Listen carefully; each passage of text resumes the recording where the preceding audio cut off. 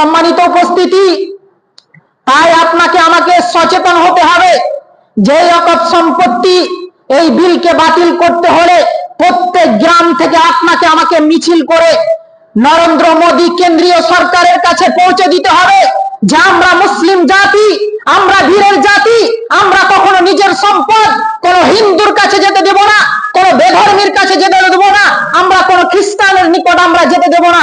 যদি হয় তো আমরা নিজের প্রাণ দিতেও রাজি আছি।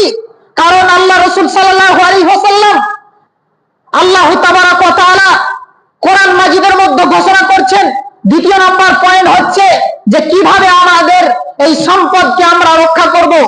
দ্বিতীয় নম্বর হচ্ছে যে এই সম্পদকে রক্ষা করতে গেলে, এই সম্পদকে নিজের আওতায় রাখতে হলে, এই ওয়াকফ বোর্ডের সম্পত্তিকে আমরা যদি নিজের কাছে রাখতে চাই, নিজের মতো মুসলিমদের পরিচালনায় পরিচালিত করতে চাই, তাহলে আপনার আমার একটি পন্থা রয়েছে, একটি পদ্ধতি রয়েছে, যেটি আল্লাহ তাবারাক ওয়া তাআলা এবং আল্লাহ রাসূল সাল্লাল্লাহু আলাইহি ওয়াসাল্লাম আপনাকে আমাকে পদ্ধতি দিয়েছেন।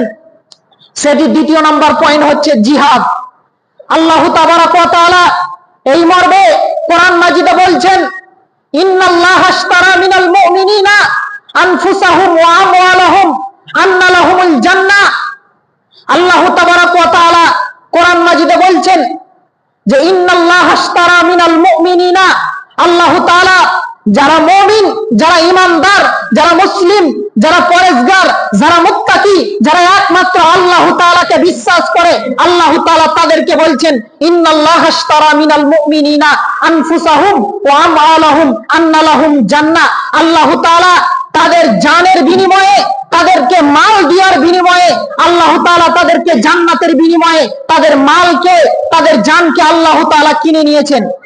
তাহলে আল্লাহ তাআলা আপনার জান এবং মালের বিনিময়ে আল্লাহ তাআলা আপনাকে জান্নাত দিবেন, আর জান্নাতের বিনিময়ে আপনাকে আমাকে কিনে নিয়েছেন। তাহলে আল্লাহ তাআলা যদি আপনাকে আমাকে কিনে নিয়েছেন, তাহলে আপনার আমার করণীয় কি? ফি সাবিলিল্লাহ, আল্লাহর রাস্তায় জিহাদ করতে হবে। ফায়াকতুলুনা ওয়া ইউকতালুন, আপনাকে সেই জিহাদ করতে যেতে হবে। জিহাদ মানে হচ্ছে যে প্রত্যেক মানুষকে শহীদ করে দেওয়া, এটা নয়। জিহাদ মানে হচ্ছে, জিহাদ ওটাকেই বলা হয় যে আপনার আমার যে সম্পত্তিকে ছিনিয়ে নিচ্ছে, সেই সম্পত্তিকে রক্ষণাবেক্ষণ করার জন্য আপনাকে আমাকে প্রচেষ্টা করতে হবে।